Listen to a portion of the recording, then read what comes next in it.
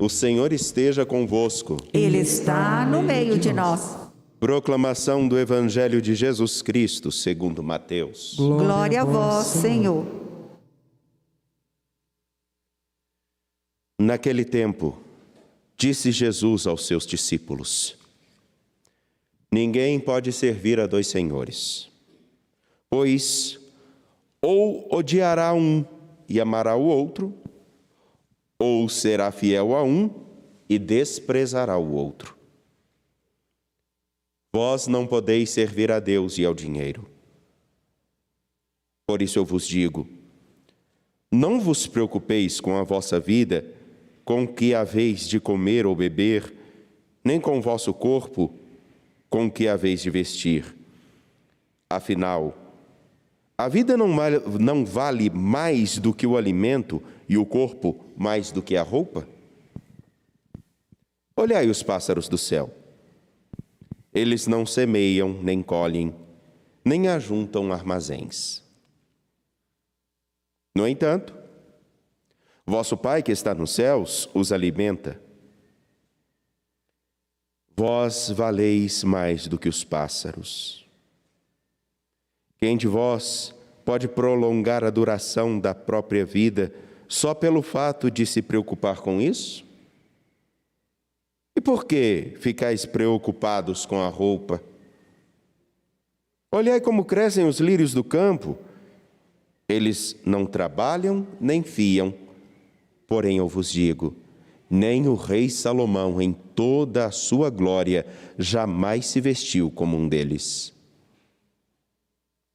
Ora, se Deus veste assim a erva do campo, que hoje existe e amanhã é queimada no forno, não fará Ele muito mais por vós, gente de pouca fé?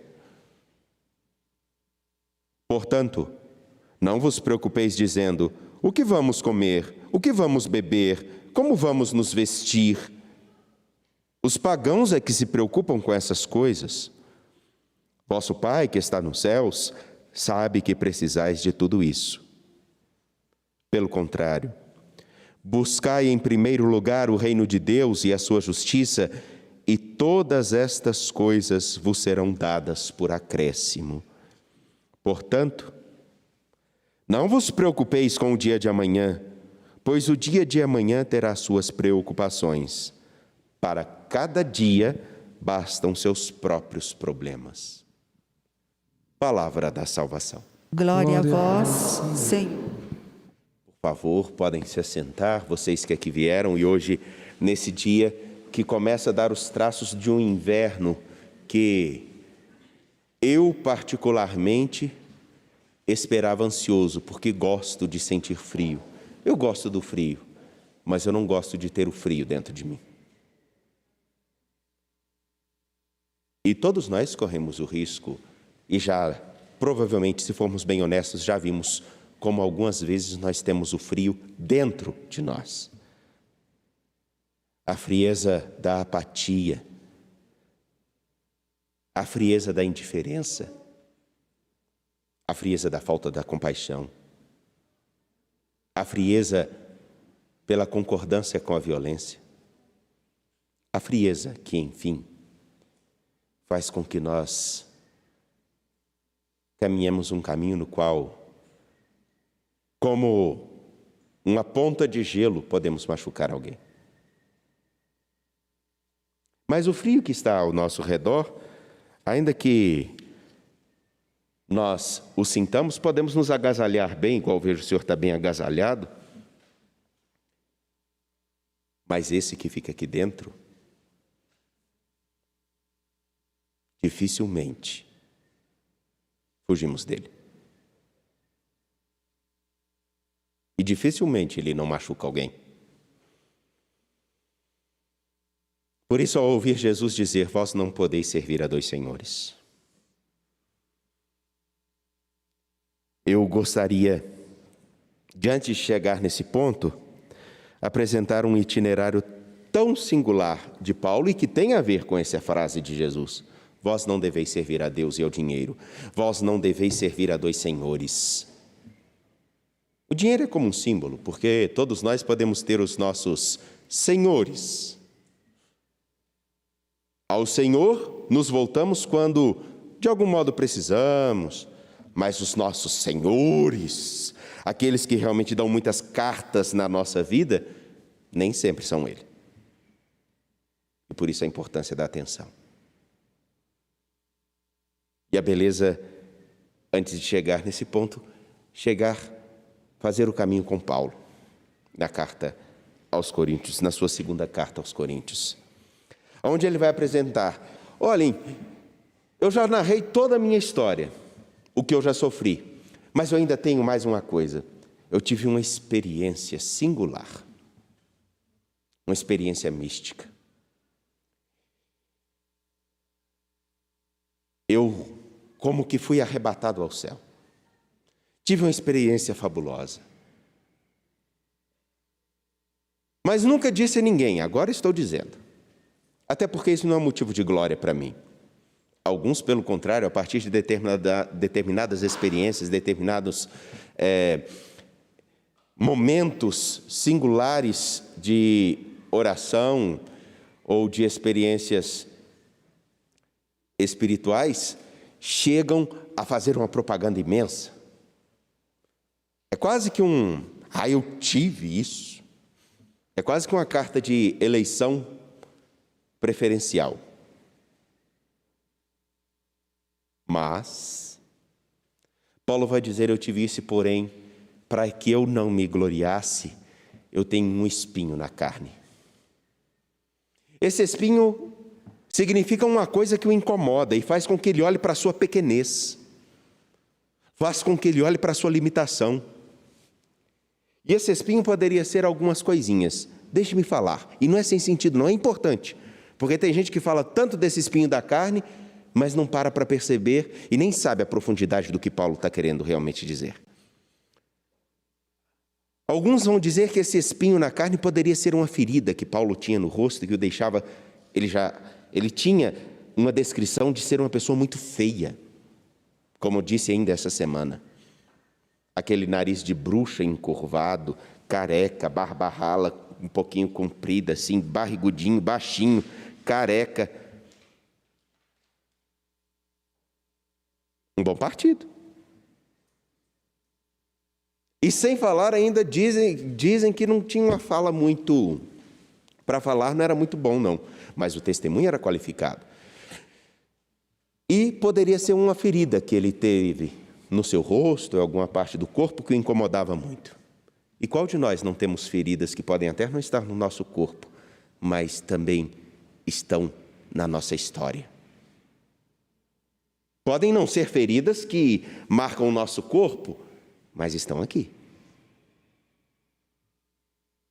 Outros vão dizer que essa ferida poderia ser um drama que Paulo carregava, porque ele viu todas as pessoas do povo de Deus que deveriam ter acolhido a Jesus Cristo, a salvação, a vida que Jesus apresentava, o horizonte novo, e o rejeitaram. E isso magoava e deixava Paulo inquieto, porque como eu não consegui fazer com que os meus irmãos não consegui que os meus irmãos acolhessem o Senhor? Como eu não consegui? Eu tive que deixar de anunciar o Evangelho no meio dos judeus para ir para os pagãos. Isso era um drama. Sabe aquela coisa que a gente fala assim, a pessoa que eu gosto tanto, eu estou mostrando para ela o caminho e ela não quer. Eu não sei se vocês têm filhos, mas dá vontade de você falar assim, pelo amor de Deus, eu vou abrir sua cabeça e colocar aqui para você tomar um caminho certo. Eu, graças a Deus, eu não tenho filhos, mas eu tenho sobrinhos. A outra coisa, Gorete já riu ali, porque ela também tem. Uma outra possibilidade desse espinho na carne seria um pecado que Paulo carregava. Ele tinha que lidar com ele. Ele próprio chega a dizer assim, eu não faço o bem que eu quero, mas eu faço o mal que eu não quero. O bem que eu quero eu não consigo, mas o mal, fácil. Alguém se sente diferente de Paulo? Obrigado.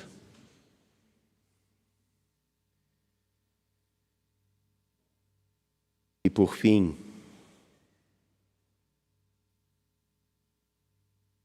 aí vem uma coisa, uma ferida,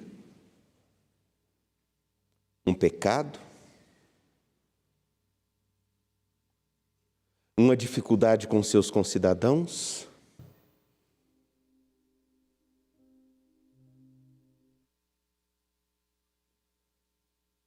ele, Paulo, olha para si, para o seu passado e sabe que ele é um digno apóstolo. Mas ele encontrou o seu tesouro, foi Cristo Jesus. E ele sabia quem era o seu Senhor. Por isso ele encontrava forças tão significativas. E um outro problema, que seria o quarto desafio de Paulo, uma quarta possibilidade para o seu espinho, é perceber que aqueles a quem ele gerou, aqueles que receberam o Evangelho por ele, aqueles que ele ajudou a conhecer a Jesus Cristo, começaram a trocar esse Evangelho.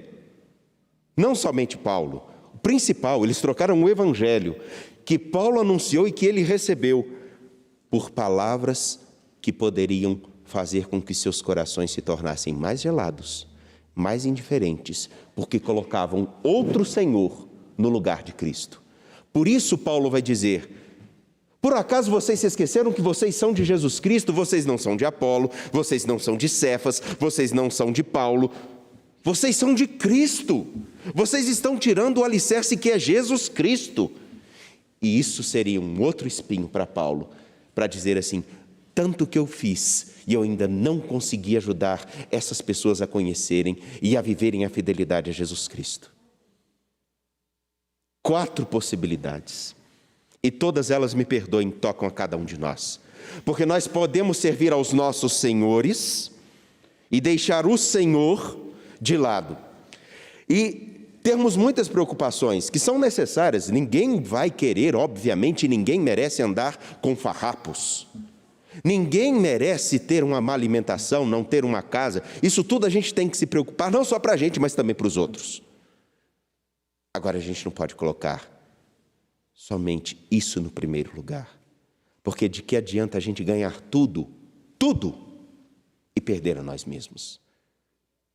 Ou perder aqueles que amamos? Ou perder as possibilidades de uma verdadeira felicidade construída com solidez e que tem sacrifícios? Porque a alegria frívola e fácil, ela passa como uma poeira carregada pelo vento.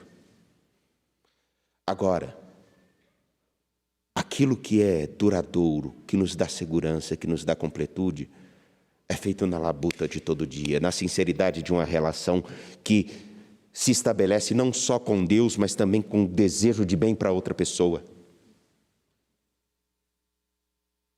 As feridas que todos nós carregamos, e todos nós as temos, elas serão tratadas não por nós somente, mas precisamos de alguém que nos ajude. Em primeiro lugar, a certeza de que aquele que cuida da nossa maior ferida, Jesus Cristo, deve estar no nosso norte. Ele deve ser o alicerce de nossa história. E devemos tomar o cuidado para não trocar esse alicerce que nos sustenta por qualquer outro. O dinheiro aqui não é necessariamente dinheiro, mas existem outros ídolos que nós colocamos: pessoas, empregos, mentiras, facilidades.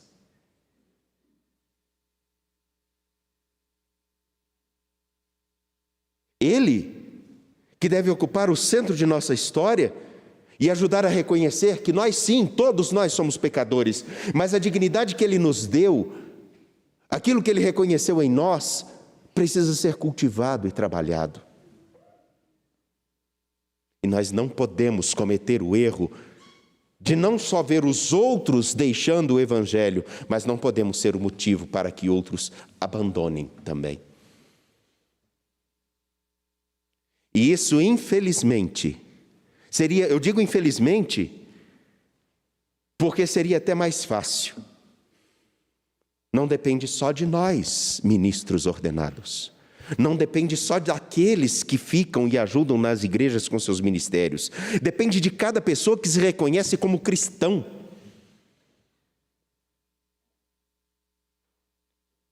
Enfim, Paulo nos apresenta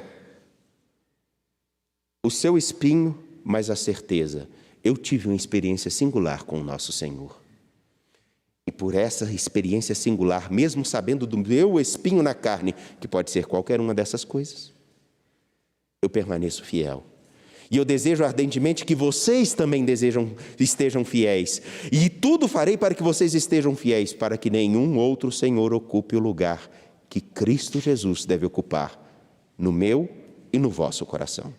Porque se assim acontecer, o frio que nós teremos dentro de nós será muito pior do que o frio do norte ou do sul do planeta. Porque deles a gente corre. Este tem dilacerado muitas pessoas, e nós somos testemunhas disso todos os dias. Porque a indiferença de um coração humano, ela é tão perigosa quanto uma arma. Não nos esqueçamos que, após o Holocausto, os alemães ficaram assustados em ver como que eles, na omissão, contribuíram para a morte de tantas pessoas. E tudo porque eles não observavam e não tinham atenção ao que estava acontecendo, com a apatia e com a gélida situação que cada um procurava servir a si próprio ou aos seus interesses. Não nos esqueçamos, por exemplo, de Schindler, que durante muito tempo, como muitos na Alemanha e em outros lugares do mundo inteiro, se enriqueceram às custas do sofrimento de muitos. E alguns poucos, em tempo, reconheceram que não podia fazer aquilo. E ao contrário de Schindler, continuaram se alimentando da desgraça de muitos, inclusive. Mas a beleza do que vejo particularmente em Schindler é que ele, por fim, após um momento de cair em si, tudo que tem, ele começa a colocar para salvar pelo menos alguns. Mas já haviam muitos mortos. Não deixemos com que colocar outro Senhor em nossa vida, ou outros senhores, nos faça ser mais gélidos no interior do que o frio que muitos dele correm e que está fora de nós. As blusas nos protegem, os cobertores ou qualquer outra coisa.